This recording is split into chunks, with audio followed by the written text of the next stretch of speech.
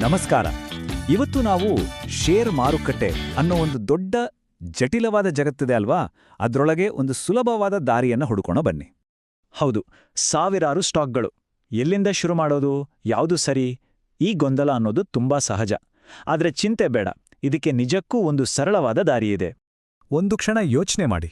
ಷೇರು ಮಾರುಕಟ್ಟೆಯನ್ನ ಒಂದು ದೊಡ್ಡ ಲೈಬ್ರರಿ ಅಂತ ಅಂದ್ಕೊಳ್ಳೋಣ. ಅಲ್ಲಿ ನಮಗೆ ಬೇಕಾದ ಪುಸ್ತಕ ಸಿಗ್ಬೇಕು ಅಂದ್ರೆ ಮೊದಲು ಅಲ್ಲಿರೋ ಬೇರೆ ಬೇರೆ ವಿಭಾಗಗಳನ್ನ ಅರ್ಥ ಮಾಡ್ಕೋಬೇಕು ಅಲ್ವಾ? ಇಲ್ಲ ಅಂದ್ರೆ ಕಷ್ಟ. ಇಲ್ಲೂ ಹಾಗೇನೆ. ಸ್ಟಾಕ್ಗಳನ್ನ ಕೂಡ ಅವುಗಳ ಗುಣಲಕ್ಷಣಗಳ ಮೇಲೆ ನಾವು ವಿಂಗಡಿಸ್ಬೋದು. ಸರಿ, ಹಾಗಾದ್ರೆ ನಮ್ಮ ಮೊದಲ ಫಿಲ್ಟರ್ ಯಾವುದು? ಅದು ಕಂಪನಿಯ ಸೈಜ್, ಅಂದ್ರೆ ಗಾತ್ರ. ಈ ಗಾತ್ರದ ಆಧಾರದ ಮೇಲೆ ಸ್ಟಾಕ್ಗಳನ್ನ ಹೇಗೆ ವಿಂಗಡಿಸ್ತಾರೆ ಅಂತ ನೋಡೋಣ. ಇದು ತುಂಬಾ ಬೇಸಿಕ್ ಆದರೆ ಅಷ್ಟೇ ಇಂಪಾರ್ಟೆಂಟ್ ಆದ ಒಂದು ವರ್ಗೀಕರಣ. ಈ ಗಾತ್ರವನ್ನ ಅಳೆಯೋದಕ್ಕೆ ಒಂದು ಪದ ಇದೆ, ಮಾರ್ಕೆಟ್ ಕ್ಯಾಪಿಟಲೈಸೇಷನ್. ಇದನ್ನೇ ನಾವು ಶಾರ್ಟ್ ಆಡಿ ಮಾರ್ಕೆಟ್ ಕ್ಯಾಪ್ ಅಂತ ಕರಿತೀವಿ. ಏನಿದು ಮಾರ್ಕೆಟ್ ಕ್ಯಾಪ್ ಅಂದ್ರೆ? ತುಂಬಾ ಸಿಂಪಲ್. ಒಂದು ಕಂಪನಿಯ ಒಟ್ಟು ಮಾರುಕಟ್ಟೆ ಮೌಲ್ಯ ಎಷ್ಟು ಅನ್ನೋದನ್ನ ಇದು ಹೇಳುತ್ತೆ. ಸೊ ಈ ಮಾರ್ಕೆಟ್ ಕ್ಯಾಪ್ ಪ್ರಕಾರ ಮೊದಲನೇದಾಗಿ ಬರೋದೇ ಲಾರ್ಜ್ ಕ್ಯಾಪ್ ಸ್ಟಾಕ್ಗಳು. ಇವನ್ನ ಮಾರುಕಟ್ಟೆಯ ದೈತ್ಯರು ಅಂತಾನೆ ಹೇಳ್ಬೋದು. ಅಂದ್ರೆ ವರ್ಷಗಳಿಂದ ದಶಕಗಳಿಂದ ತಮ್ಮ ಬಿಸ್ನೆಸ್ನ ಗಟ್ಟಿಯಾಗಿ ಕಟ್ಟಿಕೊಂಡು ಜನರ ನಂಬಿಕೆಯನ್ನ ಗಳಿಸಿರೋ ದೊಡ್ಡ ದೊಡ್ಡ ಕಂಪನಿಗಳು. ಇದರಿಂದ ಏನಾಗುತ್ತೆ ಅಂದ್ರೆ ಇವುಗಳಲ್ಲಿ ಒಂದು ಸ್ಥಿರವಾದ ಬೆಳವಣಿಗೆ ಇರುತ್ತೆ. ಲಾಂಗ್ ಟರ್ಮ್ ಇನ್ವೆಸ್ಟ್ಮೆಂಟ್ಗೆ ಇವು ಬೆಸ್ಟ್ ಚಾಯ್ಸ್. ಹಾಗಾದ್ರೆ ಇವು ಎಷ್ಟು ದೊಡ್ಡವು? ಸಾಮಾನ್ಯವಾಗಿ ಇವುಗಳ ಮಾರ್ಕೆಟ್ ವ್ಯಾಲ್ಯೂ 20,000 ಕೋಟಿ ರೂಪಾಯಿಗಿಂತ ಜಾಸ್ತಿ ಇರುತ್ತೆ.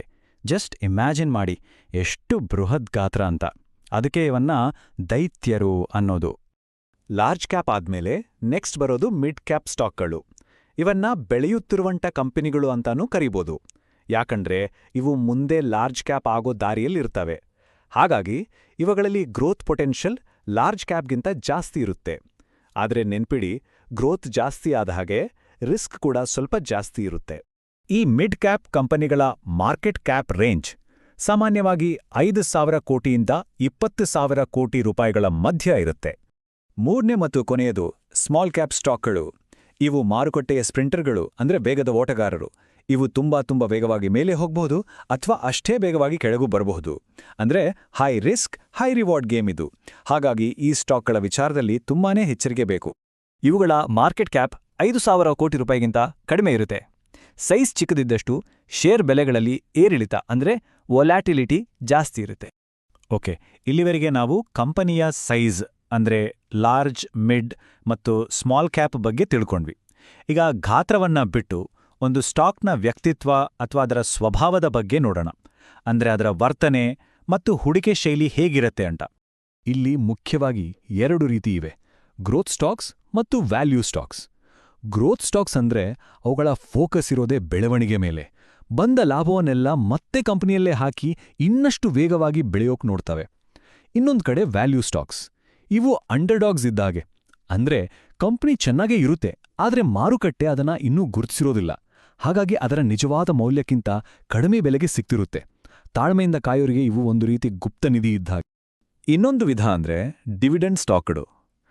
ಕೆಲವು ದೊಡ್ಡ ಸ್ಥಿರವಾದ ಕಂಪನಿಗಳೇನ್ ಮಾಡ್ತವೆ ಅಂದ್ರೆ ತಮ್ಮ ಲಾಭದ ಒಂದು ಭಾಗವನ್ನ ಷೇರುದಾರರಿಗೆ ಹಂಚ್ತವೆ. ಇದನ್ನೇ ನಾವು ಡಿವಿಡೆಂಟ್ ಅಂತ ಕರೆಯೋದು.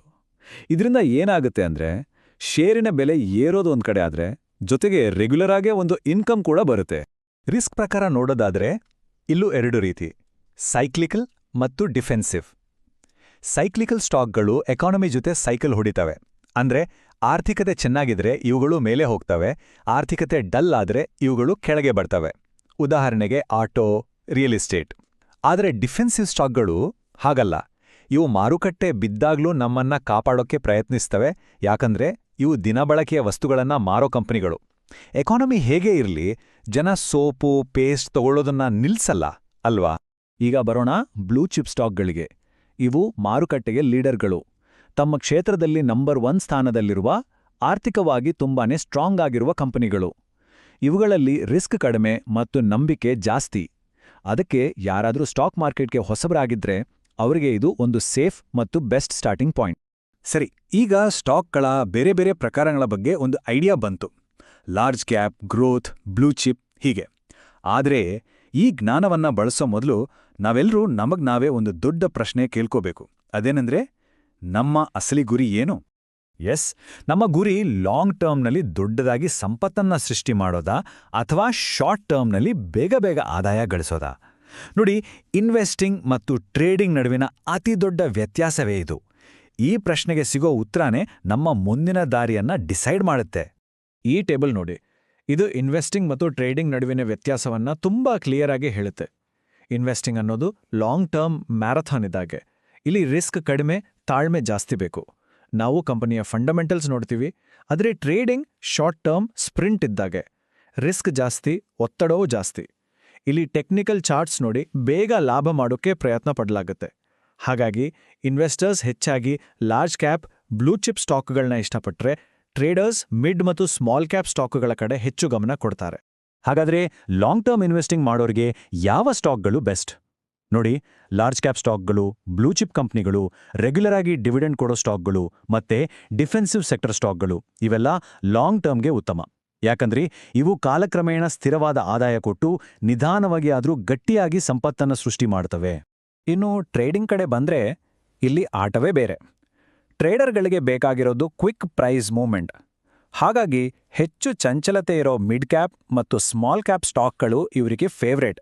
ಅಷ್ಟೇ ಅಲ್ಲ, ಹೆಚ್ಚು ವಾಲ್ಯೂಮ್ ಇರೋ ಅಂದ್ರೆ ಜಾಸ್ತಿ ಜನ ಕೊಳ್ಳೋ ಮಾರೋ ಸ್ಟಾಕ್ಗಳು ಮತ್ತು ನಿಫ್ಟಿ, ಬ್ಯಾಂಕ್ ನಿಫ್ಟಿ ಅಂತಹ ಇಂಡೆಕ್ಸ್ ಸ್ಟಾಕ್ಗಳು ಟ್ರೇಡಿಂಗ್ಗೆ ತುಂಬಾ ಸೂಕ್ತ. ಸರಿ, ಈಗ ನಮ್ಮ ಹತ್ರ ಎಲ್ಲ ಪೀಸಸ್ಗಳು ಇವೆ. ಸ್ಟಾಕ್ಗಳ ವಿಧಗಳು ಯಾವುವು ಅಂತ ಗೊತ್ತು, ಇನ್ವೆಸ್ಟಿಂಗ್ ಅಂದ್ರೆ ಏನು, ಟ್ರೇಡಿಂಗ್ ಅಂದ್ರೆ ಏನು ಅಂತಾನೂ ಗೊತ್ತು. ಈಗ ಈ ಎಲ್ಲವನ್ನ ಒಟ್ಟಿಗೆ ಸೇರಿಸಿ ನಮ್ಗಾಗಿ ಒಂದು ಪರ್ಫೆಕ್ಟ್ ಸ್ಟ್ರಾಟಜಿಯನ್ನ ಹೇಗೆ ರೂಪಿಸೋದು ನೋಡೋಣ ಬನ್ನಿ. ಮೊದಲನೇದಾಗಿ ಮತ್ತು ಬಹುಶಃ ಎಲ್ಲಕ್ಕಿಂತ ಮುಖ್ಯವಾಗಿ ಈ ಒಂದು ಮಾತನ್ನ ಚೆನ್ನಾಗಿ ನೆನಪಿನಲ್ಲಿಟ್ಕೋಬೇಕು. ಎಲ್ಲರಿಗೂ ಸರಿಹೊಂದುವ ಒಂದೇ ಒಂದು ಬೆಸ್ಟ್ ಸ್ಟಾಕ್ ಅಂತ ಯಾವುದೂ ಇಲ್ವೇ ಇಲ್ಲ. ಇದು ತುಂಬಾ ಇಂಪಾರ್ಟೆಂಟ್. ಯಾಕಂದ್ರೆ ಒಬ್ಬರಿಗೆ ಸರಿ ಅನ್ಸಿದ್ದು ಇನ್ನೊಬ್ಬರಿಗೆ ಸರಿ ಹೋಗಲ್ಲ.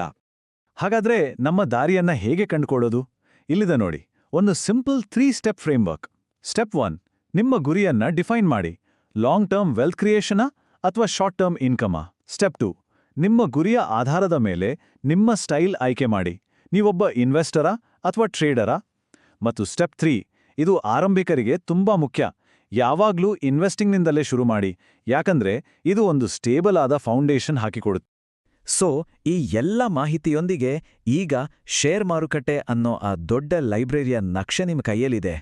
ಯಾವ ಪುಸ್ತಕ ಎಲ್ಲಿದೆ, ಯಾವ ವಿಭಾಗದಲ್ಲಿ ಏನ್ ಸಿಗುತ್ತೆ ಅನ್ನೋ ಐಡಿಯಾ ಈಗ ನಿಂಗಿದೆ. ಹಾಗಾದ್ರೆ ನಿಮ್ಮ ಮೊದಲ ಹೆಜ್ಜೆ ಯಾವ ಕಡೆ ಇರುತ್ತೆ? ಯೋಚಿಸಿ, ನಿಮ್ಮ ಪಯಣವನ್ನು ಶುರು ಮಾಡಿ.